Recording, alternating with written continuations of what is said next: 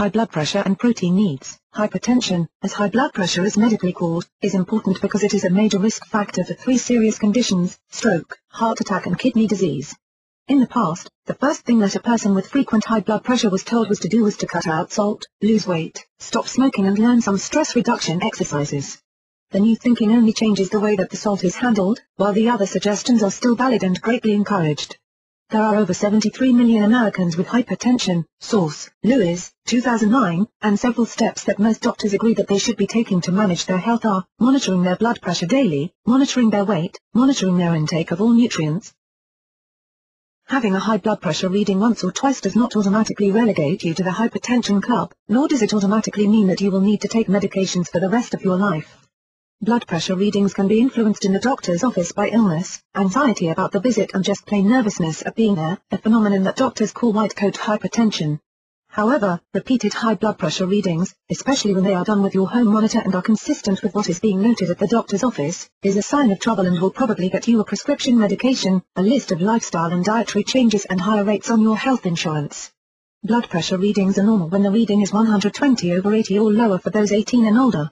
Pre-hypertension is readings of 120/139/80 to 89, high blood pressure, stage 1, 140/159/90-99, high blood pressure, stage 2, 160 and higher over 100 and higher, source, American Heart Association.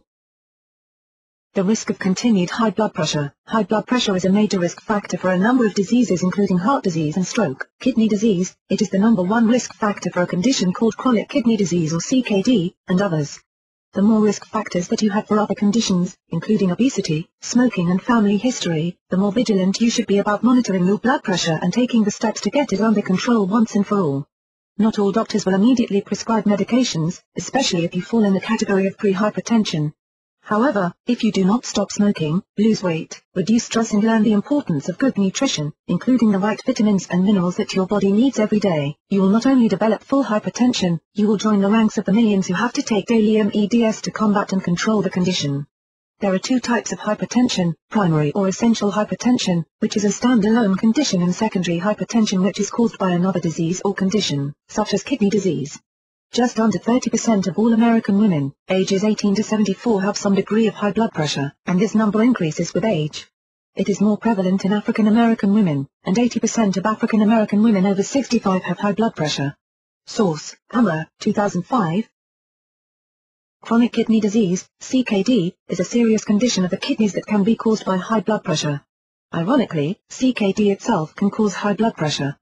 In fact, the two are so interrelated in some cases that doctors would not be able to say which one happened first. Kidney disease can be a life-threatening condition. The role of the kidneys in the body is vital.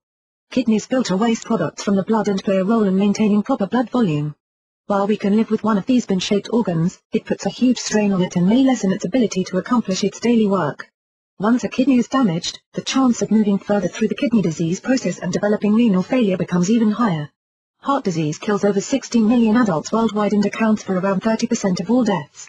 In the United States, 40% of all deaths are attributed to some form of heart disease. Source, Natural News, 2006. The incidence of strokes in the United States is around 600,000 per year, with a risk doubling for most people every decade after age 45. Source, Carlson, 2008. The importance of weight management. Obesity is one of the major risk factors for developing secondary hypertension. There are 34 million Americans who are considered to be overweight or obese. Source, www.medstanford.edu. For many of these people it is a combination of genetics, poor diet and lack of exercise that has brought them to their current condition. Many of them have slowed or stalled metabolisms after years of bad dieting that have left them disillusioned and ready to give up. Many more of these people will seek gastric bypass surgery not only to lose weight, but also to help lower their risk for a number of conditions including hypertension. Some of these people will even qualify for the surgery at lowered BMI numbers because of the secondary condition of hypertension and others. Before it becomes necessary to have a dangerous surgery, an attempt at real weight management should be made. A dietitian or nutritionist can explain the real needs for each body, including how many calories they should eat and how to divide their nutrients. Some people with pre-hypertension can lose as little as 10 pounds to 20 pounds and greatly reduce the need for medications. There are some benefits to using protein supplements, most notably whey protein and soy proteins. However, there are some risks, especially to those with kidney disease. People with CKD should try to limit their protein, within reason, but only at the advice of their doctor or a licensed dietitian. Source: the National Kidney and Urologic Diseases Information Clearinghouse. Most people with hypertension are automatically referred to the diet. Stands for Dietary Approaches to Stop Hypertension. The diet is high in fruits and vegetables and low-fat dairy foods, and low in total and saturated fats. Most dietitians suggest limiting animal protein intake and that the choices be that of turkey, chicken and fatty fishes. Instead of animal proteins, except for the dairy foods, suggests using soy and other plant-based proteins instead. Soy is the one plant protein that is complete, meaning it supplies all 8 of the essential amino acids that the body cannot make on its own. Source: Vignesh, Ph.D., RN, FAAN, Editor, 2001. Benefits of proteins on high blood pressure. Research has shown that soy protein can lower blood cholesterol levels and may lower your blood pressure and your chance of heart attack. Source: Natural News. In addition to soy protein, the option of including whey protein, a derivative of milk, to the diet also has a number of benefits. Whey protein has been used medically as early as 420 BC when Hippocrates would recommend it to his own patients. It may be used by the body to maintain normal blood pressure, however it does a lot more than just that. A whey-derived peptide, NOP47, has been shown to improve vascular function and may do so by angiotensin-converting enzyme, ACE, inhibiting activity. ACE inhibitors work by stopping the conversion of angiotensin I into angiotensin II. The latter is a vasoconstrictor, so stopping the conversion equals better blood flow and better blood pressure readings. Source: Mercola 2009. The American Heart Association recommends that anyone with high blood pressure or at risk for it should steer clear of high-protein diets. Protein should be no higher than 35% of the daily calories. ProfectR, a liquid protein supplement shot, is perfect as a snack between meals and can be used in conjunction with the diet.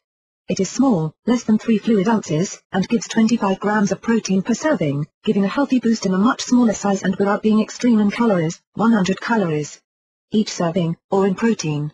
ProfectR is available from Protica.